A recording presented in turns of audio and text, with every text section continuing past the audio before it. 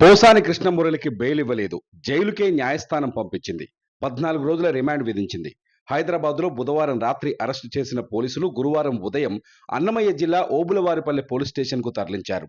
8 గంటలు విచారించిన పోలీసులు పోసానికి వైద్య పరీక్షలు నిర్వహించిన అనంతరం రాత్రి 9 గంటల 30 నిమిషాలకు railway Koduru junior civil judge కోర్టులో హాజరుపరిచారు. 9 గంటల 30 నిమిషాల నుంచి అర్ధరాత్రి 2 గంటల 30 నిమిషాల వరకు వాదనలు జరిగాయి. 5 గంటల పాటు ఇరుపక్ష వాదనలు వినిపించారు. పోసాని తరఫున పొన్నబోలు సుధాకర్ రెడ్డి వాదనలు వినిపించారు. బిఎన్ఎస్ చట్టం ప్రకారం పోసానికి 41A నోటీసులు ఇచ్చి బెయిల్ ఇవ్వాలని పొన్నబోలు కోర్టును కోరారు. కాగా పోసానికి రిమాండ్ విధించాలని పోలీసుల తరఫు న్యాయవాది వాదనలు వినిపించారు. ఇరువైపుల వాదనలు విన్న మెజిస్ట్రేట్ పోసానికి 14 రోజుల వరకు రిమాండ్ విధిస్తూ తీర్పునిచ్చారు. దీంతో కడప సెంట్రల్ జైలుకు పోసానిని తరలించారు.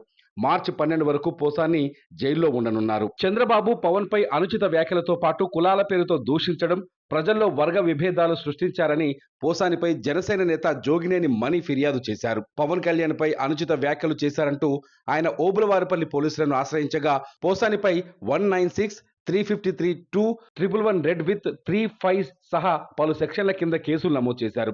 ఇక పోలీసులు ఈ నెల 26న మహాశివరాత్రి రోజు హైదరాబాద్లోని ఆయన నివాసంలో ఆయన్ని అరెస్టు చేసి ఓబులవారిపల్లె పోలీస్ స్టేషన్కు తీసుకొచ్చారు. అనంతరం వైద్య పరీక్షలు నిర్వహించి సుదీర్ఘంగా విచారించారు. పలు మీడియా సమావేశాల్లో ఆయన మాట్లాడిన క్లిప్పింగ్స్ను ఉంచి పోసాని ముందు ప్రశ్నల వర్షం కురిపించారు. తాను అసభ్య దూషణలు చేసింది నిజమేనని, ఇప్పుడు పశ్చాత్తాపడుతున్నానని పోసాని చెప్పినట్టు తెలుస్తోంది. విచారణ అనంతరం న్యాయస్థానానికి తీసుకెళ్లారు. పోసానిపై మొత్తం రాష్ట్ర వ్యాప్తంగా 14 కేసులున్నాయి. ఇటీవల పాలకొండ పిఎస్లో నమోదైన ఓ కేసులో ఈ నెల 12న విచారణకు హాజరు కావాలని నోటీసులు ఇవ్వగా పోసాని పట్టించుకోలేదని తెలుస్తోంది. కానీ తాజా కేసులో పోలీసులు నేరుగా వెళ్లి అరెస్టు చేయడం, విచారించడం, న్యాయస్థానం రిమాండ్ విధించడం చకచకా జరిగిపోయాయి. పోసాని ఎపిసోడ్తో మరోసారి రాజకీయం రసవత్తరంగా మారింది. ప్రభుత్వం వైసీపీ మధ్య మాటల యుద్ధం కొనసాగింది. రెడ్ రాజ్యాంగం నడుస్తుందని వైసీపీ విమర్శలు చేస్తే తప్పు చేసిన వారిని వదిలిపెట్టే అవకాశం లేదని కూటమి నేతలు కౌంటర్ ఇస్తున్నారు. వైసీపీ నేతలు వరుస అరెస్టుల నేపథ్యంలో పోసాని తర్వాత ఎవరు అనే చర్చ రాష్ట్రంలో మొదలైంది.